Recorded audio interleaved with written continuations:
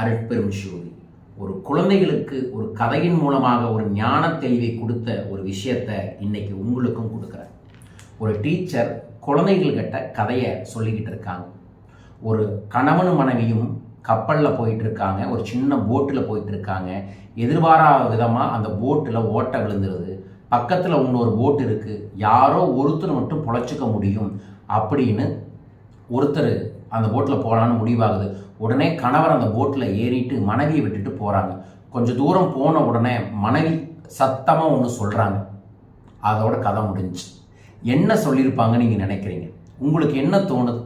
அந்த மனைவி கணவர்கிட்ட என்ன சொல்லியிருப்பாங்க அப்படின்னு எல்லா குழந்தைகிட்டையும் கேட்குறாங்க. உங்கள்கிட்டையும் நான் கேட்குறேன். அப்போ பல குழந்தைகள் பல்வேறு விதமாக பதில் சொல்லுது. ஒரு குழந்தை பேசாமல் இருக்குது. ஏமா நீ மட்டும் பேசாமல் இருக்க அப்படின்னு அந்த பெண் குழந்தைகிட்ட கேட்கும்போது அந்த பெண் குழந்தைய சொல்லிச்சு, அந்த அம்மா அந்த அப்பா கிட்ட அந்த ஆண்கிட்ட என்ன சொல்லியிருப்பாங்கன்னா, நம்ம பிள்ளைய நல்லா பார்த்துக்கங்கன்னு சொல்லியிருப்பாங்கன்னு. அது எப்படி நீ சொல்கிற அப்படின்னு சொன்னால், அது நான் தாங்க அப்படின்னு அந்த குழந்தை சொல்லிச்சு.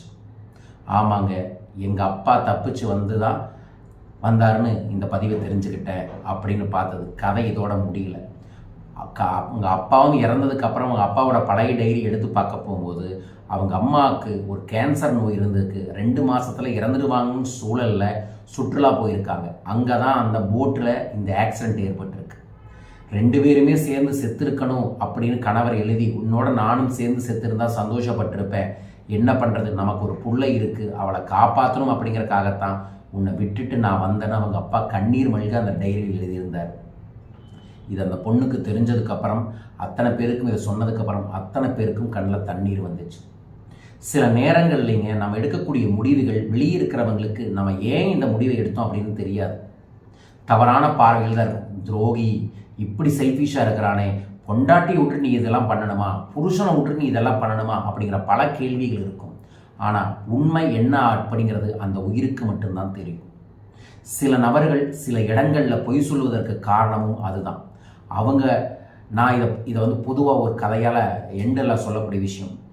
மன்னிப்பு முதல்ல கேட்குறவங்க தப்பு பண்ணாங்கன்னு இல்லை, உறவுகளில் மன்னிச்சுருங்க அப்படின்னு முதல்ல ஒருத்தர் கேட்குறாருல, அது தப்பு பண்ணிட்டோம் அப்படிங்கிறதுக்காக இல்லை. தப்பை விட, அந்த ஈகோவை விட உறவு முக்கியம் அப்படிங்கிறது தான். ஸோ நானும் பல இடங்கள் அதுதான். எனக்கு பிரச்சனைகளை விட உறவுகள் முக்கியம் அப்படிங்கிறதுக்காக நான் இறங்கி போய் நான் பேசுவேன். நம்மளோட ஃபாலோவர்ஸ்கிட்டையும் அதை தான் சொல்கிறேன். எந்த இடத்திலும் இறங்கி போங்கள். விட்டு கொடுப்பவன் கெட்டு போவது இல்லை, கெட்டு போவன் விட்டு கொடுப்பது இல்லை.